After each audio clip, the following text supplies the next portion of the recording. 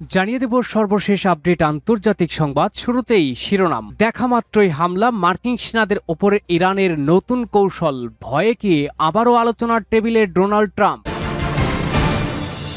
এদিকে সৌদিকে শিক্ষা দিতে ইয়েমেনে ইরান, তবে কি এবার সরাসরি যুদ্ধে জড়াচ্ছে সৌদি ইরান? ইয়েমেনে কি নতুন করে যুদ্ধের আগুন জ্বলছে? সীমান্তে সেনা মোতায়েন, সাগরে নৌ অবরোধ, আকাশপথে পাল্টাপাল্টি হামলা। মধ্যপ্রাচ্য কি খুলতে যাচ্ছে আরও এক যুদ্ধের ফ্রন্ট? জানাবো গোটা পৃথিবীতে আমেরিকার গর্ব এখন ইরানের হামলার প্রধান লক্ষ্যবস্তু। এ যেন ইরানের কাছে একটি খেলনা। এবং সবশেষ জানাবো ভারতের শিক্ষামন্ত্রী ধর্মেন্দ্র প্রধানের পদত্যাগের মধ্য দিয়ে আন্দোলন বন্ধের ঘোষণা দিয়েছে ককরোচ জনতা পার্টি। খালি হয়েছে বিক্ষোভ স্লোগানে মুখর থাকা দিল্লির যন্ত্র মন্ত্র। শুনছিলেন গুরুত্বপূর্ণ আপডেট আন্তর্জাতিক সংবাদের শিরোনাম, এবার জানাবো বিস্তারিত। দেখা মাত্রই হামলা, মার্কিন সেনাদের ওপরে ইরানের নতুন কৌশল, ভয়ে কি আবারও আলোচনার টেবিলে ট্রাম্প। দেখা মাত্রই হামলা, মধ্যপ্রাচ্যে মার্কিন সেনাদের জন্য কি নতুন আতঙ্কের নাম ইরান? মার্কিন ঘাঁটি থেকে বেরিয়ে গেলেও কি আর নিরাপদ নয় মার্কিন সেনারা? ইরানের নতুন হুঁশিয়ারি ঘিরে এখন এমনই চাঞ্চল্যকর প্রশ্ন উঠেছে। কারণ ইরানের ইসলামী বিপ্লবী গার্ড বাহিনী আইআরজিসি মধ্যপ্রাচ্যের বিভিন্ন দেশে মার্কিন সেনাদের অবস্থান করা স্থাপনা থেকে স্থানীয় বাসিন্দা তাদের অন্তত 500 মিটার দূরে সরে যাওয়ার আহ্বান জানিয়েছে বলে প্রতিবেদনে দাবি করা হচ্ছে। তাহলে কি এবার শুধু মার্কিন ঘাঁটি নয়, যেখানেই মার্কিন সেনা সেখানেই হামলার লক্ষ্য? আর ইরানের এমন কঠোর অবস্থানের মধ্যেই হঠাৎ করে আবারও আলোচনার কথা বলছেন মার্কিন প্রেসিডেন্ট ডোনাল্ড ট্রাম্প। তাহলে প্রশ্ন উঠছে, ইরানের হামলায় কি সত্যি চাপে পড়েছে যুক্তরাষ্ট্র, নাকি এটি ট্রাম্পের নতুন কোনো কৌশল? কারণ এই মুহূর্তে মধ্যপ্রাচ্যের পরিস্থিতি যে কোনো সময় আরও ভয়াবহ রূপ নিতে পারে। প্রতিবেদন অনুযায়ী ইরানের হামলার আশঙ্কায় মধ্যপ্রাচ্যের বিভিন্ন মার্কিন সামরিক স্থাপনা থেকে সেনা সরিয়ে নেওয়া হয়েছে। কুয়েত, বাহরাইন ও জর্ডানের বিভিন্ন বেসামরিক স্থাপনা, হোটেল, প্রশাসনিক অফিস এবং কৌশলগত সরকারি ভবনকে মার্কিন সেনারা আশ্রয় হিসেবে ব্যবহার করছে এমন দাবি করা হচ্ছে। কিন্তু তেহরানের অভিযোগ, মার্কিন সেনারা এসব দেশের সাধারণ মানুষকে মানব ঢাল হিসেবে ব্যবহার করছে। আর এই অভিযোগের পরই আইআরজিসির হুঁশিয়ারি আরো কঠোর হয়েছে বলে জানা যাচ্ছে। তাদের বক্তব্যের সার কথা, মার্কিন সেনারা যে ভবন বা স্থাপনাকে গোপন আশ্রয় হিসেবে ব্যবহার করছে সেগুলো ইরানের সম্ভাব্য লক্ষ্যবস্তু হতে পারে। অর্থাৎ ঘাঁটি বদলালেই কি এবার আর রক্ষা নেই?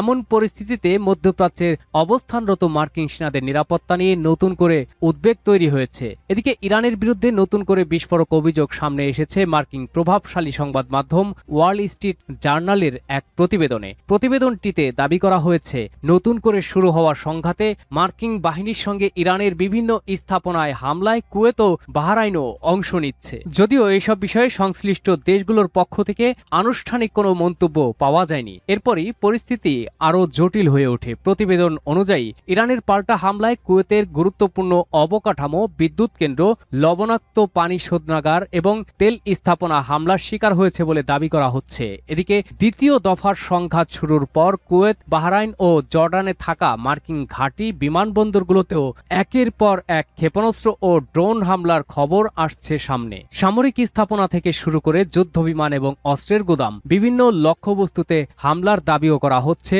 আর এখানেই আসছে সবচেয়ে বড় প্রশ্ন, যদি মার্কিন সামরিক ঘাঁটি নিরাপদ না থাকে তাহলে মধ্যপ্রাচ্যের যুক্তরাষ্ট্রের পরবর্তী পদক্ষেপ কি হবে? কারণ এই উত্তপ্ত পরিস্থিতির মধ্যেই হঠাৎ সুর বদলেছেন ডোনাল্ড ট্রাম্প। ইরানে বড় ধরনের হামলার পরিকল্পনা করেও শেষ মুহূর্তে সেই হামলা স্থগিত করার কথা জানিয়েছেন তিনি।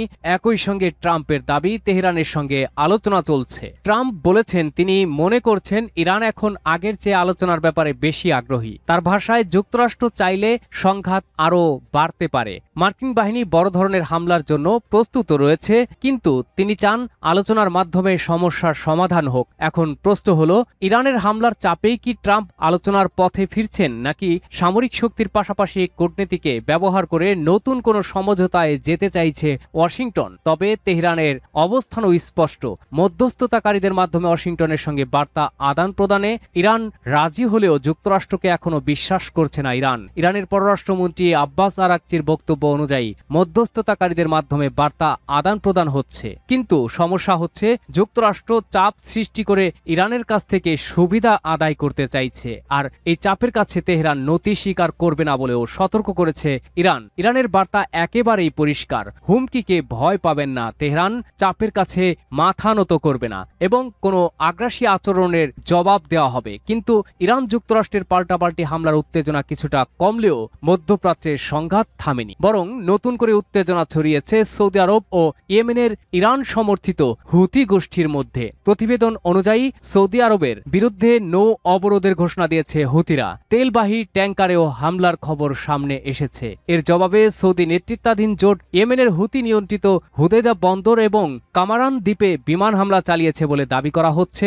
আর এরপরেই পাল্টা জবাব দিয়েছে হুতিরা। সৌদি আরবের জিজান শহর লক্ষ্য করে ক্ষেপণাস্ত্র হামলার খবর পাওয়া গেছে। হামলার পর জিজান প্রদেশে জরুরি সতর্কতা জারি করেছে সৌদি কর্তৃপক্ষ। অর্থাৎ একদিকে ইরান ও যুক্তরাষ্ট্রের মধ্যে যুদ্ধের উত্তেজনা, অন্যদিকে সৌদি আরব ও হুতিদের নতুন সংঘাত, আর এর মাঝেই আবার আলোচনার টেবিলে ফেরার ইঙ্গিত দিচ্ছেন ডোনাল্ড ট্রাম্প। তাহলে কি ইরানের কঠোর পাল্টা হামলাই যুক্তরাষ্ট্রকে নতুন করে কূটনীতির পথে ফিরতে বাধ্য করছে, নাকি এটি যুদ্ধের আগে ট্রাম্পের কৌশলগত বিরতি? আর সবচেয়ে বড় প্রশ্ন, মধ্যপ্রাচ্য কি সত্যি যুদ্ধ থামার পথে, নাকি সামনে অপেক্ষা করছে আরও ভয়াবহ কোনো সংঘাত? এই প্রশ্নের উত্তর নির্ভর করছে আগামী কয়েকদিনের ঘটনা প্রবাহের উপরে। মধ্যপ্রাচ্যের প্রতিটি মুহূর্ত এখন গুরুত্বপূর্ণ, কারণ একটি ভুল সিদ্ধান্তই বদলে দিতে পারে পুরো যুদ্ধের গতিপথ।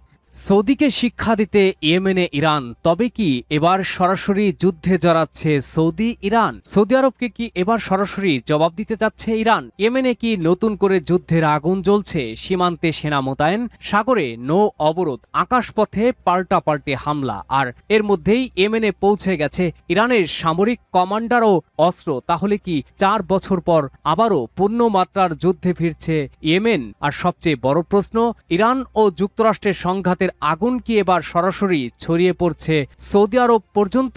কারণ পরিস্থিতি যেদিকে যাচ্ছে তাতে মধ্যপ্রাচ্যের মানচিত্রে নতুন করে যুদ্ধের ফ্রন্ট খুলে যাওয়ার আশঙ্কা করছেন বিশ্লেষকরা। সৌদি আরব ভেবেছিল ইরানের বিরুদ্ধে যুক্তরাষ্ট্রকে সহযোগিতা করে হয়তো সহজেই পরিস্থিতি সামাল দেওয়া যাবে, কিন্তু তেহরান কি সেই সুযোগ দেবে? প্রতিবেদন ও বিভিন্ন আন্তর্জাতিক সংবাদ মাধ্যমের তথ্য অনুযায়ী সৌদি আরবের উপরে চাপ বাড়াতে এবার ইয়েমেনকে আরও সক্রিয় করে তুলছে ইরান, আর এর মধ্যেই ইয়েমেনের মাটিতে ইরানের সামরিক উপস্থিতি ও অস্ত্র সরবরাহ নিয়ে নতুন করে আলোচনা শুরু হয়েছে। অর্থাৎ ইরান যুক্তরাষ্ট্রের যুদ্ধের ছায়া কি এবার সৌদি আরবের দরজায়? লোহিত সাগরের উপকূল থেকে সৌদি আরবের সীমান্ত পর্যন্ত বিস্তৃত এলাকায় যুদ্ধের প্রস্তুতি নেওয়া হচ্ছে বলে দাবি করা হচ্ছে। মোতায়েন করা হয়েছে সেনা, সাজানো হয়েছে সাজোয়াজান, প্রস্তুত রাখা হয়েছে ভারী অস্ত্র।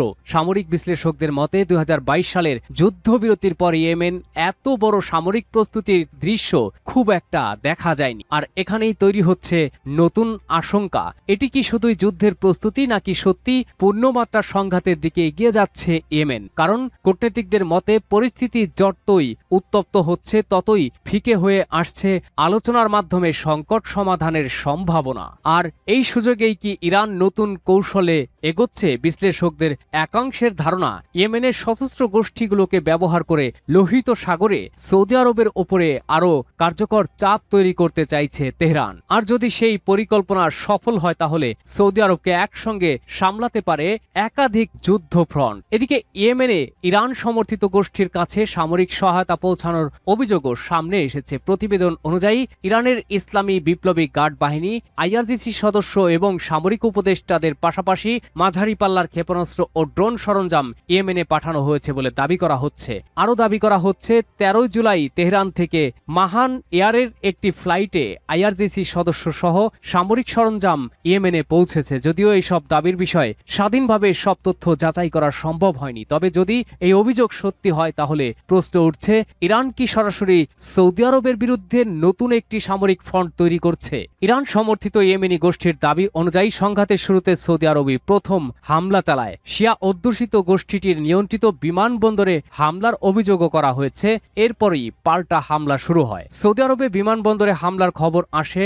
লোহিত সাগরে সৌদি আরবের বিরুদ্ধে নৌ অবরোধের ঘোষণা দেওয়া হয়। এমনকি সৌদি আরবের 2টি তেলবাহী ট্যাঙ্কারে হামলার দায়ও স্বীকার করেছে ইয়েমেনের ইরান সমর্থিত গোষ্ঠীটি বলে প্রতিবেদনে উল্লেখ করা হয়েছে। এর জবাবে ইয়েমেনের উপরে পাল্টা অবরোধ আরোপ করে সৌদি আরব। আর এরপর শুক্রবার গভীর রাতে ইয়েমেনের পশ্চিম অঞ্চলীয় হোদাইদা প্রদেশে হামলা চালানোর খবর সামনে আসে। বেসামরিক স্থাপনা লক্ষ্য করে হামলার অভিযোগও উঠেছে। আর এই হামলার পরেই পাল্টা হুঁশিয়ারি দিয়েছে ইরান সমর্থিত গোষ্ঠীটি। তাদের বার্তা, হামলার জবাব হামলা দিয়েই দেওয়া হবে। এখন প্রশ্ন হচ্ছে, সৌদি আরব যদি সত্যি ইয়েমেনের সঙ্গে পূর্ণমাত্রার যুদ্ধে জড়িয়ে পড়ে তাহলে কি হবে? বিশ্লেষকদের মতে এই সংঘাত দীর্ঘস্থায়ী হলে সৌদি আরবের অর্থনীতি ও উচ্চবিলাসী উন্নয়ন পরিকল্পনাগুলো ঝুঁকির মুখে পড়তে পারে। বিশেষ করে যুবরাজ মোহাম্মদ বিন সালমানের ভিশন 2030 কর্মসূচি, বড় অবকাঠামো প্রকল্প, আন্তর্জাতিক বিনিয়োগ এবং ভবিষ্যতে বড় আন্তর্জাতিক আয়োজন সবকিছুই নিরাপত্তা ও স্থিতিশীলতার উপরে নির্ভরশীল। আর সেই স্থিতিশীলতাই যদি যুদ্ধের কারণে নষ্ট হয় তাহলে সৌদি আরবকে শুধু সীমান্ত রক্ষাই নয়, একটি বিশাল অর্থনৈতিক ও কূটনীতিক চাপও সামলাতে হতে পারে। আর এখানেই ইরানের কৌশল নিয়ে উঠেছে সবচেয়ে বড় প্রশ্ন। ইরান কি সরাসরি সৌদি আরবের সঙ্গে যুদ্ধে যেতে চায়, নাকি ইয়েমেনের সশস্ত্র গোষ্ঠীকে সামনে রেখে সৌদি আরবের উপরে চাপ বাড়িয়ে নিজের কৌশলগত লক্ষ্য অর্জন করতে চাইছে? কারণ সরাসরি যুদ্ধ হলে ঝুঁকি সৌদি আরবের নয়, পুরো মধ্যপ্রাচ্যের। একদিকে ইরান, অন্যদিকে সৌদি আরব, এর সঙ্গে যুক্তরাষ্ট্রের ভূমিকা আর ইয়েমেনে সক্রিয় সশস্ত্র গোষ্ঠীগুলো, সব মিলিয়ে পরিস্থিতি এমন এক পর্যায়ে পৌঁছেছে যেখানে একটি ভুল সিদ্ধান্তই পুরো অঞ্চলকে আরো ভয়ঙ্কর বড় সংঘাতের দিকে ঠেলে দিতে পারে। তাহলে কি ইরান এবার সৌদি আরবকে সরাসরি যুদ্ধের বার্তা দিচ্ছে, নাকি ইয়েমেনকে ব্যবহার করে রিয়াদের উপরে কৌশলগত চাপ বাড়াচ্ছে তেহরান? আর সবচেয়ে বড় প্রশ্ন, সৌদি আরব যদি পাল্টা আরো বড় সামরিক অভিযান শুরু করে তাহলে কি ইরান সরাসরি যুদ্ধে নামবে, নাকি শেষ মুহূর্তে আবারও মধ্যস্থতার মাধ্যমে থামবে এই সংঘাত? মধ্যপ্রাচ্যের আকাশে এখন একটাই প্রশ্ন, সৌদি ইরান সরাসরি যুদ্ধ কি সত্যি আসন্ন, নাকি এটি আরো বড় কোনো যুদ্ধের আগে তৈরি হচ্ছে নতুন এক ভয়ঙ্কর ফ্রন্ট? উত্তর মিলবে আগামী কয়েকদিনের ঘটনা প্রবাহে। আর সে কারণেই মধ্যপ্রাচ্যের এই সংঘাতের পরবর্তী প্রতিটি পদক্ষেপ এখন পুরো বিশ্বের জন্য গুরুত্বপূর্ণ। গোটা পৃথিবীতে আমেরিকার গর্ব এখন ইরানের কাছে খেলনা। গোটা পৃথিবীতে আমেরিকার গর্ব ছিল এই ড্রোন, শত্রুর কাছে রীতিমতো আতঙ্ক। অথচ আমেরিকার গর্বের সেই ড্রোন এখন ইরানের কাছে খেলনা বলে কয়ে মার্কিন MQ-9 রিপার ড্রোন ধ্বংস করছে ইরান। যাকে ঘিরে আকাশে আধিপত্য ধরে রেখেছিল যুক্তরাষ্ট্র, সেটি এখন হয়ে উঠছে ইরানের হামলার প্রধান লক্ষ্যবস্তু। আমেরিকার সবচেয়ে বড় ভরসার ড্রোন আর প্রযুক্তিগত গর্বকে নিয়ে রীতিমতো ছেলে খেলা খেলছে ইরান। তবে কি আকাশ যুদ্ধের শক্তি ভারসাম্য বদলে দিচ্ছে ইরান? খামেনি সেনারা কি তবে খুঁজে পেয়েছে যুক্তরাষ্ট্রের দুর্বলতা? বিশ্বকে ড্রোন যুদ্ধ শেখানো আমেরিকা এখন নিজের ড্রোন বাঁচাতেই হিমশিম খাচ্ছে। সম্প্রতি ইরানের হামলায় ধ্বংস হয়েছে মার্কিন বিমান বাহিনীর 8টি নতুন MQ-9 রিপার ড্রোন। একই হামলায় ধ্বংস হয়েছে আমেরিকার আরও 2টি সক্রিয় MQ-9 রিপার ড্রোন। অর্থাৎ ইরানের হামলায় মোট 10টি ড্রোন হারিয়েছে আমেরিকা।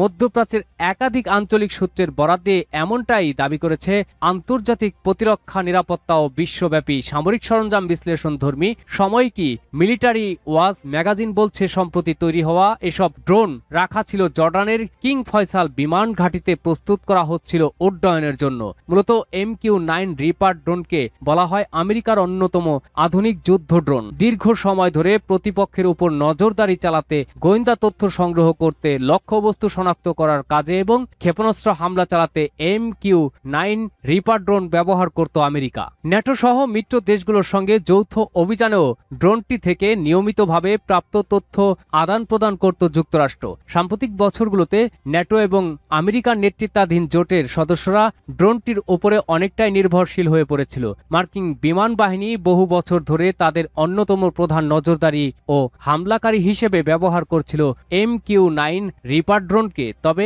ইরানের হামলায় হুমকির মুখে পড়েছে যুক্তরাষ্ট্রের ড্রোন যুদ্ধের ভবিষ্যৎ, কেননা এই মডেলটি তৈরি করা বর্তমানে বন্ধ রেখেছে ড্রোনটির নির্মাতা প্রতিষ্ঠান জেনারেল অ্যাটমিক্স। চলতি বছরের জুন মাসের শুরুতে প্রতিষ্ঠানটি জানায় তাদের কাছে সব মিলিয়ে অবশিষ্ট আছে 10টি রকম MQ-9 রিপের ড্রোন, অর্থাৎ জর্ডানের কিং ফয়সাল বিমান ঘাঁটিতে থাকা 8টি নতুন ড্রোন ধ্বংস করে রিজার্ভের বড় অংশই শেষ করে দিয়েছে ইরান ইতিমধ্যেই, যা কমিয়ে দিয়েছে আমেরিকার নজরদারি আর ড্রোন হামলার সক্ষমতা। তবে এবারই প্রথম নয়, এর আগে 2023 সালে ইরান এবং তাদের ইয়েমেনি প্রতিরোধ যোদ্ধাদের সঙ্গে সংঘর্ষে 50টিরও বেশি MQ-9 রিপার ড্রোন হারিয়েছিল আমেরিকা। সেই ক্ষতি এখনও কাটিয়ে উঠতে পারেনি পেন্টাগন।